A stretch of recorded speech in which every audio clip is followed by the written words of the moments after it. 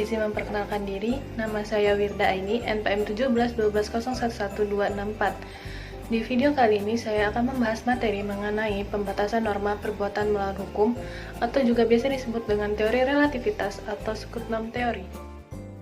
Skutnom teori secara harfiah berarti norma perlindungan. Teori ini merupakan pembatasan dari ajaran yang luas terhadap perbuatan melawan hukum. Teori ini dibawa dari hukum Jerman peneliti Belanda oleh Gilling-Vittinga. Pada dasarnya, penerapan teori ini akan membeda-bedakan perlakuan terhadap korban dari perbuatan melawan hukumnya. Teori ini biasa juga disebut dengan teori relativitas. Kata Skut sendiri secara harfiah berarti pelindungan, sedangkan norm berarti norma. Teori ini mengajarkan bahwa agar seseorang dapat dimintakan pertanggungjawabannya karena telah melakukan perbuatan melawan hukum, maka tidak hanya dengan menunjukkan adanya hubungan kausal antara perbuatan yang dilakukan dengan kerugian yang ditimbulkan, akan tetapi perlu juga ditunjukkan bahwa apakah norma yang dilanggar tersebut memang dibuat untuk melindungi kepentingan si korban. Seperti penjelasan sebelumnya, maka dapat kita umpamakan seperti ini. Perbuatan tertentu dari A adalah melawan hukum terhadap B, tetapi tidaklah melawan hukum terhadap C.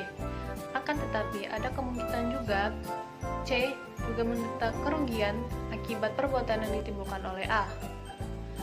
Akan tetapi C tidak dapat meminta ganti kerugian kepada A lantaran perbuatan yang dilakukan atau yang melawan hukum oleh A itu ditunjukkan terhadap B dan bukan kepada C. Jadi, inti daripada ajaran relativitas ini ialah lebih menitik beratkan pada relativitasnya atau keadaan nyata atau kerugian nyatanya daripada perbuatan melawan hukumnya.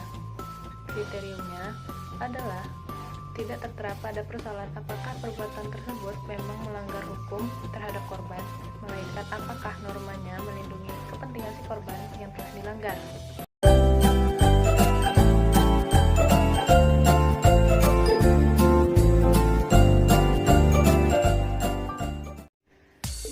Contoh pendapat dari Skutnom teori ini dapat kita lihat dalam putusan Hokrath pada tanggal 17 Januari 1958, di mana ada seorang dokter gabungan yang membuka praktek kedokteran serta bertindak layaknya sebagai seorang dokter, membuat para dokter yang juga membuka praktek di sekitar tempat dokter gabungan tersebut menderita kerugian berupa berkurangnya pendapatan mereka sebagai seorang dokter.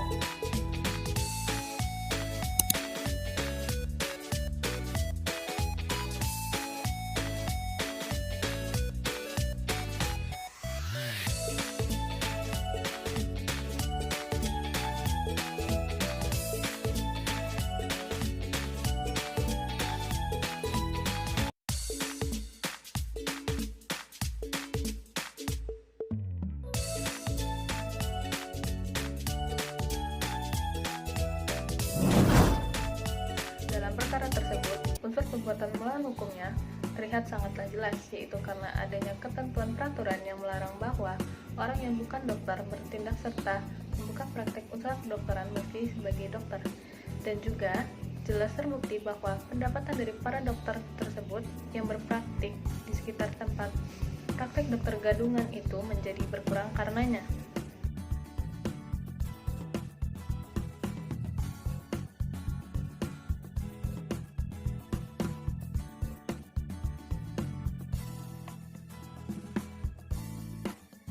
Akan tetapi, dalam putusannya, Hokrath menolak gugatan dari para dokter tersebut dengan alasan bahwa menurutnya, ketentuan peraturan yang mengenai melarang orang yang bukan dokter bertindak dengan membuka praktik sebagai seorang dokter itu hanyalah untuk melindungi masyarakat yang dapat menjadi korban praktik ilegal dari dokter gadungan tersebut, bukan untuk melindungi pendapatan para dokter yang juga berpraktik di sekitar tempat praktik dokter gadungan tersebut.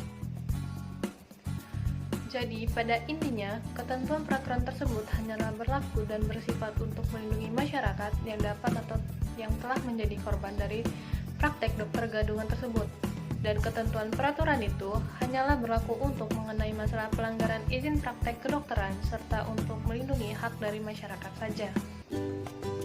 Jadi, para dokter tersebut tidaklah dapat meminta ganti kerugian kepada dokter gadungan itu dikarenakan dalam ketentuan peraturan dalam gugatan yang diajukan oleh para dokter tersebut hanyalah berlaku untuk atau mengarah kepada perbuatan yang sengaja atau timbul dari kegiatan praktek ilegal dokter gadungan tersebut yang dapat mengakibatkan kerugian pada korban atau masyarakat yang menjadi pasien dokter gadungan itu, bukan berkurangnya pendapatan para dokter yang mengalami kerugian tersebut.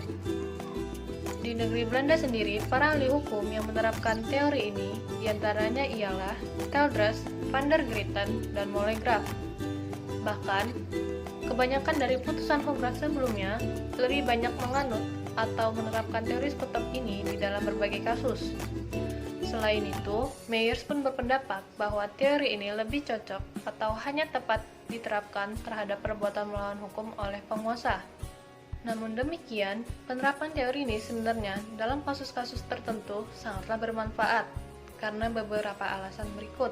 Yang pertama, agar tanggung gugat dalam pasal 1365 KUH Perdata tidaklah diperluas secara tidak wajar. Yang kedua, untuk menghindari pemberian ganti rugi terhadap kasus di mana hubungan antara perbuatan dengan kerugian hanyalah bersifat normatif atau kebetulan saja. Dan yang terakhir, untuk memperkuat berlakunya unsur dapat dibayangkan atau foreseeability terhadap hubungan kausa yang bersifat kira-kira atau biasanya disebut dengan proximate causation. Menurut Wirjono Projodikoro, bahwa karena KUH Perdata tidak memberikan indikasi tentang berlaku atau tidaknya teori skutem ini, maka hakim tidak harus, bahkan tidak selamanya, layak menerapkan teori ini dalam sebuah kasus tertentu. Dalam penerapan teori ini, setidaknya hakim hanya cocok menggunakan teori ini hanya untuk kasus per kasus saja, dan menjadikan teori ini sebagai pedoman para hakim, serta bisa menjadi salah satu alat penolong dalam mewadahi eksistensi unsur keadilan dalam putusannya yang menyangkut dengan perbuatan melawan hukum. Maka dari itu, pembuat undang-undang modern menyadari bahwa undang-undang tidak dapat mengatur semua hal, dan karena itu menyerahkan penilaian pada hakim untuk mengambil keputusan. Berdasarkan penjelasan mengenai teori skutem ini, maka secara luas dapat kita ketahui bahwa pelanggaran yang terjadi di dalam hukum perdata tidak hanya berupa pelanggaran hukum tertulis saja, melainkan juga terdapat pelanggaran dari hukum tidak tertulis yang berlaku di dalam masyarakat. Yang dimaksudkan dengan pelanggaran hukum tertulis di sini ialah melanggar hak subjektif orang lain dan melanggar kewajiban hukum si pelaku, yang merupakan pelanggaran yang tercakup dalam undang-undang atau absolut. Sedangkan yang bertentangan dengan kesusilaan, kepatutan, kesopanan, dan kehati-hatian merupakan bagian dari pelanggaran hukum tidak tertulis atau relatif. Sekian video penjelasan dari saya mengenai materi pembatasan norma perbuatan melawan hukum atau skutem teori ini. Apabila ada kesalahan kata selama saya menjelaskan teori ini, saya mohon maaf. Wabillahi taufiq wal hidayah. Wassalamualaikum warahmatullahi wabarakatuh.